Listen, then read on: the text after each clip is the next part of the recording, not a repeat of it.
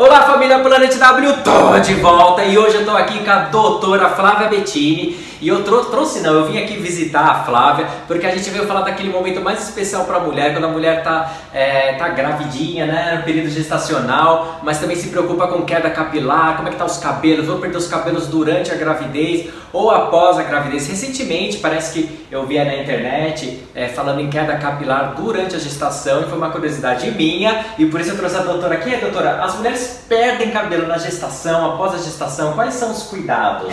Não, durante a gestação não é comum que elas percam os cabelos. Durante a gestação, a grávida tem altos níveis de um hormônio chamado estrogênio circulante.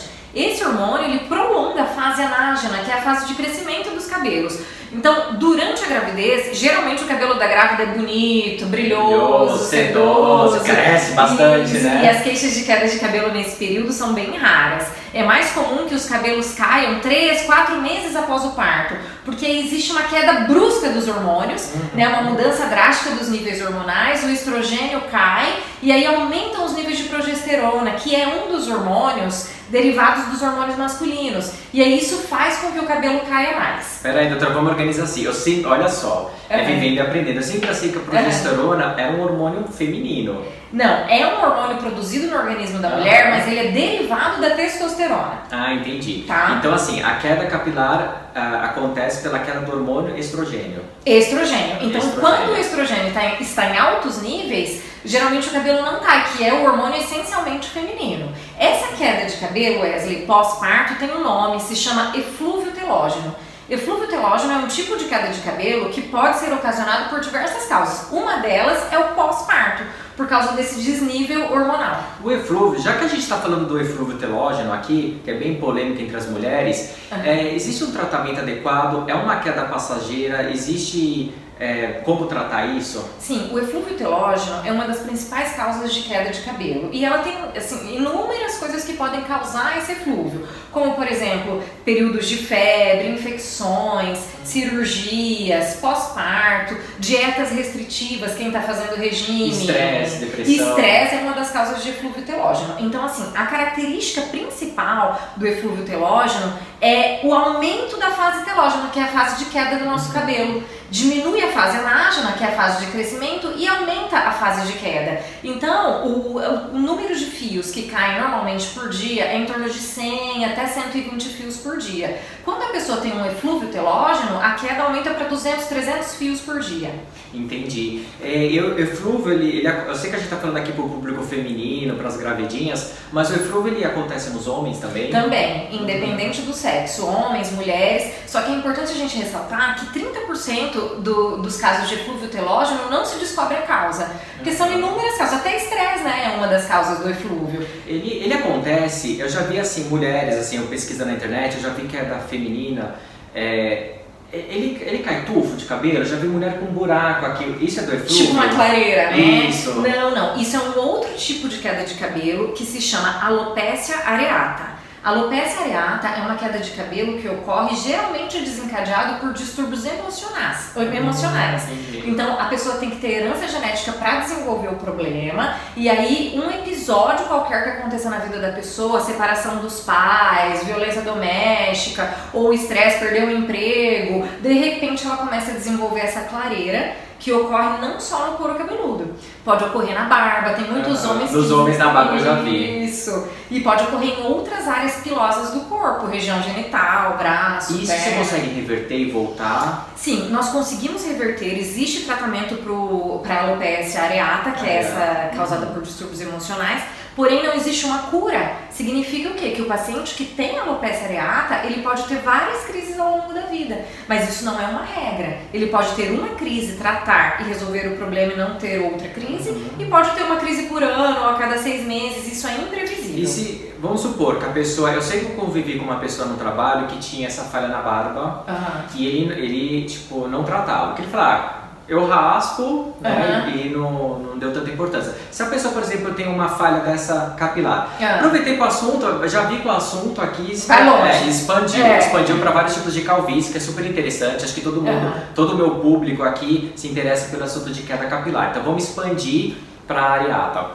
Se, por exemplo, eu tenho uma queda areata aqui, ficou aquele buraquinho, uma falha, e eu não trato, ignoro o que eu falo, eu tô num momento de estresse, terminando a faculdade, essa molecada jovem aí, fazendo TCC, você acha que volta a crescer? Pode voltar a crescer. Então, assim, tudo... Sem tratamento, tá? Sem tratamento, pode voltar a crescer. Então, duas coisas podem acontecer. Essa alopecia areata localizada, ela pode se transformar numa alopecia areata difusa, que em todo o couro cabeludo, ou até mesmo universal, que é em todos os pelos do corpo, não só no couro cabeludo.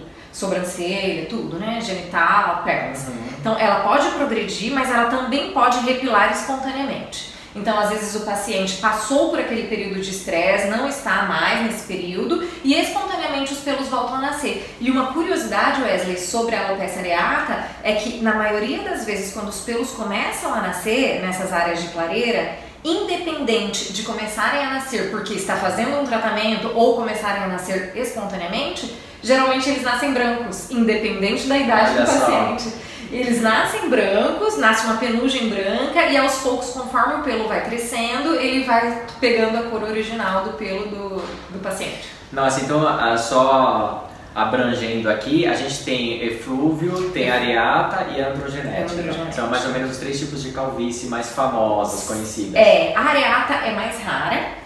E as duas mais comuns são o eflúvio telógeno e a alopecia androgenética. Bom, voltando ao assunto depois desse apanhado, vamos voltar a tratamento do eflúvio, no caso que a gente está falando que ocorre na gravidez. Então a gente sabe que após o parto ela tem a queda do estrogênio. Isso. Né? E qual seria o tratamento indicado para as mulheres? Porque sabe o que eu vejo das mulheres grávidas? Elas perdem muito essa parte de trás e parece que é essa moldura aqui, que eu vejo depois os cabelinhos delas crescendo tudo aqui. Ah, não, é porque assim, ao redor do couro cabeludo, o pelo fino que vai nascendo, ele fica mais visível, então você não consegue ver muito em outras áreas. Mas é difuso. Difusa também. O eflúvio telógeno é uma queda de cabelo difusa, o cabelo fica todo ralo e conforme ele vai nascendo fininho e aos poucos vai aumentando o diâmetro do fio, vai aumentando a densidade.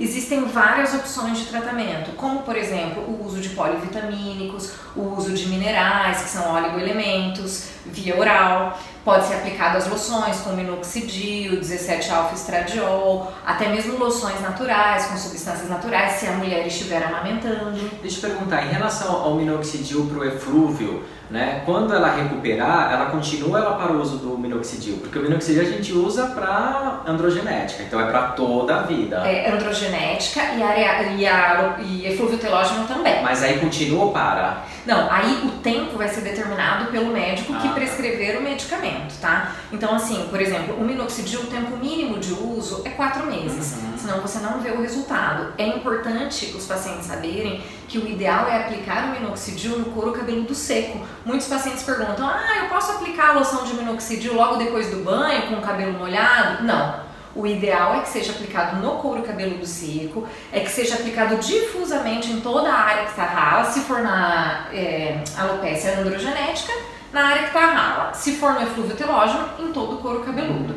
Tá? E aí, após a aplicação do minoxidil, é muito comum hoje em dia, nós dermatologistas prescrevermos o uso do laser em casa.